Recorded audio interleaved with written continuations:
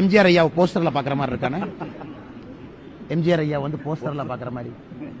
எம்ஜிஆர் ஐயா வந்து புரட்சி தலைவர் ஐயாவை போஸ்டர்ல பார்த்தா எப்படி இருக்கும் அது போல பார்த்தா இருக்கு. அன்னைக்கு எப்படி ஆகி போச்சு, நானே இந்த கொத்தடிமைகளுடைய கூட்டம் ரொம்ப அதிகமாகி போச்சுன்னா 80 வயசு ஆச்சு, 82 வயசு ஆச்சு. அரசியல் இருக்க வேண்டிய ஒரு மூத்த தலைவராக இருக்கக்கூடியவர்கள். ஒருத்தர் கோயம்புத்தூர்ல சொல்றாரு உற்சவர் மூலவர் பாத்தீங்களா. அதாவது ஸ்டாலின் ஐயா வந்து மூலவர். ஆமா, இவர் வந்து உற்சவர்னா என்ன அர்த்தம்? ஸ்டாலின் ஐயா ரூம்ல போட்டு அடைச்சி வச்சுட்டு 2024 கழட்டி விட்டுட்டு அடுத்து உதயநிதி வாழ்க நாமம் போட்டு அப்படியே கூட ஒட்டிக்கிட்டா நம்ம வளர்ந்துடலாம் அப்படின்னு ஒரு குரூப் கிளம்பி இருக்கு. அதனால இது எல்லாமே தமிழகத்தில் எப்படி இருக்குனாங்கன்னா, இந்த கொத்தடிமைகள் வந்து இன்னைக்கு ஜால்ரா கோஷ்டிகளாக மாறி இருக்கிறாங்க. எம்ஜிஆரை பார்த்தோம் அண்ணா, எம்ஜிஆர் அவர்கள் தனித்தன்மை என்னன்னா, புரட்சி தலைவர் அவர் கீழிருந்து வந்து கடினமா உழைச்சு சினிமா துறையில கால் பதிச்சு ஒரு தனித்தன்மையாக விளங்கி மக்களுடைய அன்புக்கெல்லாம் கட்டுப்பட்டு அரசியலுக்கு வந்து இவங்க எம்ஜிஆரை பார்க்குற மாதிரி இருக்குன்னா, எம்ஜிஆர் ஐயா அவர்களை எவ்வளவு கேவலமா அவங்க பேசியிருப்பாங்க அரசியல் இருக்க போது. அதன் பிறகு தனிப்பெரும் தலைவராக உருவாக்கி மக்களுடைய மனதை வென்றவர். இன்னைக்கு உதயநிதி ஸ்டாலின் அவர்களுடைய சாதனை என்ன? கோபாலபுரத்தில் பிறந்து ஏதோ ஒரு ஃபேமிலி கோட்டால் ஒரு காலேஜில் படிச்சு, அதன் பிறகு ஃபேமிலி கோட்டால் சினிமால் நடிக்க போய், அதன் பிறகு ஃபேமிலி கோட்டால் ரெட் ஜெயின் மூவி ஆரம்பிச்சு, அதன் பிறகு ஃபேமிலி கோட்டால் ஒரு சீட்ல ஜெயிச்சு, அதன் பிறகு ஃபேமிலி கோட்டால மந்திரி ஆகி. ஸோ ஏதாச்சும் 1% கம்பேரிசன் இருக்கானே?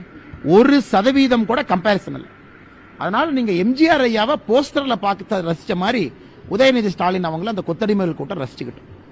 மற்றபடி எந்த அளவுக்கு தமிழகத்தில் கொத்தடிமைகள் கூட்டத்தினுடைய ஜால்ரா அதிகமாக இருக்கிறது என்பதற்கு கடந்த 2 நாட்களாக உற்சவர் மூலவர் எம்ஜிஆர் ஐயாவையும் உதயநிதி ஸ்டாலின் அவங்க கம்பேரிசன்லாம் இன்னைக்கு வந்து எங்கேயோ தாண்டி போயிட்டு இருக்குன்னு.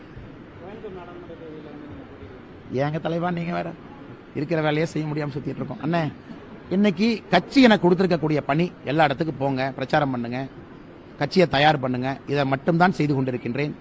வேறு எதுவும் என்னுடைய இதில் இல்லை. அதே நேரத்தில் கோயம்புத்தூர்ல எவ்வளவு தலைவர்கள் இருக்காங்க, நல்ல தலைவர்கள், போட்டி போட்டு மக்களுக்கு இங்கே பணி செய்வதற்கு எத்தனை பேர் காத்திருக்கிறாங்க, உழைப்பை போடுவதற்கு காத்திருக்கிறாங்க, சேவை செய்வதற்கு காத்திருக்கிறாங்க. அதனால நீங்க பாருங்க, நல்ல வேட்பாளர்களை கொடுக்கிறோம். மக்கள் நல்ல வேட்பாளர்களுக்கு ஆதரவு கொடுப்பாங்க, மோடி ஐயாக்கு ஆதரவு கொடுப்பாங்க. பின்னால் இருந்து வேலை செய்வதற்கு நான் எப்பொழுதும் தயாரா இருக்கிறேன், சேவகனாக இருக்கிறேன். அதுக்கப்புறம் கட்சியினுடைய முடிவண்ணா என்ன சாய்ப்பு இருக்கா? அம்னே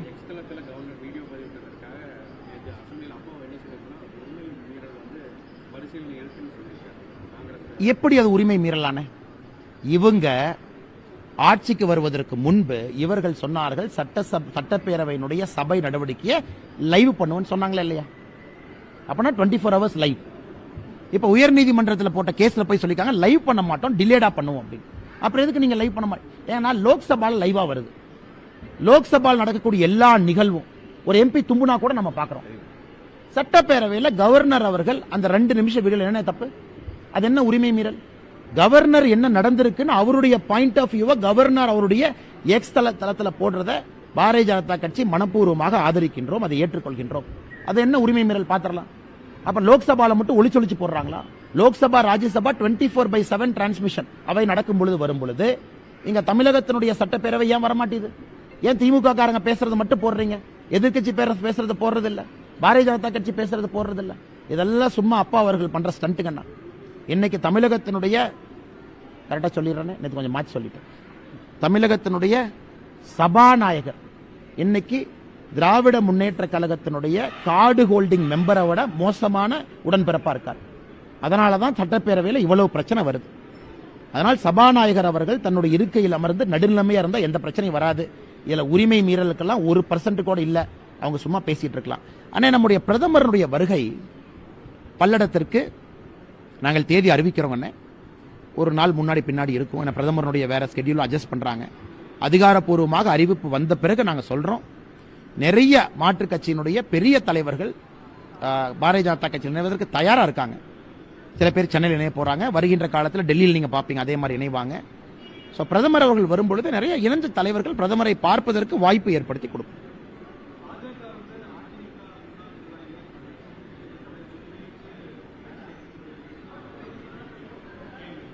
அண்ணே, நாங்க யாரையும் போன் பண்ணி வாங்கன்னு கூப்பிடலண்ணே. விருப்பப்பட்டு யாரெல்லாம் வருகின்றார்களோ பாரதிய ஜனதா கட்சியில் நினைச்சுக்கிறோம். இவங்க என்ன சொல்றாங்க, பாரதிய ஜனதா கட்சி வளரல, யாருமே சேரலிங்கிறாங்க. இப்ப பாரதிய ஜனதா கட்சி வளருது சேர்றாங்கன்னு என்ன சொல்றாங்க, எங்க கட்சியிலிருந்து தூக்குறீங்கிறாங்க.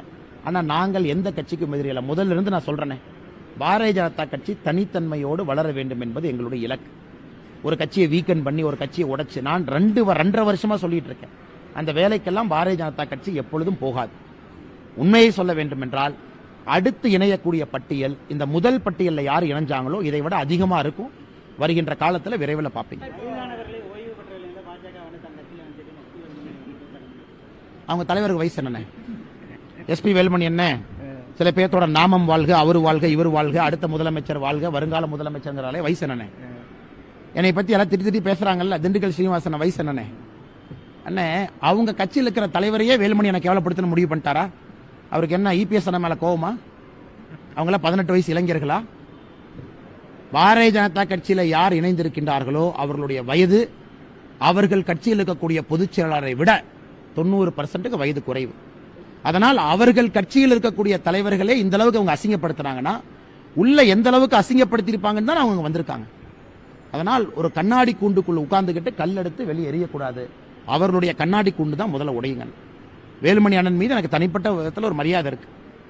ஆனா அவங்க கட்சியிலிருந்து இணைஞ்சவங்கள நான் இணைஞ்சவங்க யாரையுமே ஏடிஎம்கேவை பத்தி கிரிட்டிசைஸ் பண்ண விடலையா? எங்களுடைய தனித்தன்மை என்னன்னா, ஒருத்தவங்க கட்சியில இணையறாங்கன்னா அவங்க வந்த கட்சியிலிருந்து யாரையும் கிரிட்டிசைஸ் பண்ண நாங்க அனுமதி கொடுப்பது கிடையாது. அது உங்களுடைய கடந்த காலம். நீங்க டிராவல் பண்ணிட்டீங்க. இன்னைக்கு பாரதிய ஜனதா கட்சிக்கு வந்திருக்கீங்க. அவங்க 18 பேர்த்துல பிரஸ் மீட்ல உட்கார வச்சு ஏடிஎம்கேவை திட்டுங்கன்னு யாராச்சும் சொன்னமா? இதே பாரதிய ஜனதா கட்சியிலிருந்து யாராச்சும் போய் சேர்ந்தாங்கன்னா அவங்கள போய் உட்கார வச்சு அவங்க பக்கத்துல 2 பேர் உட்கார்ந்து பூச்செண்டு கொடுத்து அண்ணாமலையை திட்டு, அண்ணாமலை இப்படி திட்டுன்னு எழுதி கொடுத்து அதை எப்பொழுதும் நான் செய்ய மாட்டேன். ஏன்னா அந்த கட்சியில பயணம் பண்ணி வெளியே வந்து அந்த கட்சியை நம்ம திட்டினோம்னா நம்ம கட்சியில் எப்படி இருப்பாங்க? அது என்னுடைய கொள்கை. அதனால் வெளியே வந்தவர்கள் மிக கண்ணியமாக பாரதிய ஜனதா கட்சியில் இணைந்து கண்ணியமான அரசியல் செய்யும் பொழுது அந்த கட்சியில் இருப்பவர்கள் இவர்களை பற்றி இது போன்று தவறாக சொன்னா அது ஏற்றுக்கொள்ள முடியுமா அப்படின்னு தான் நான் கேட்கிறேங்க.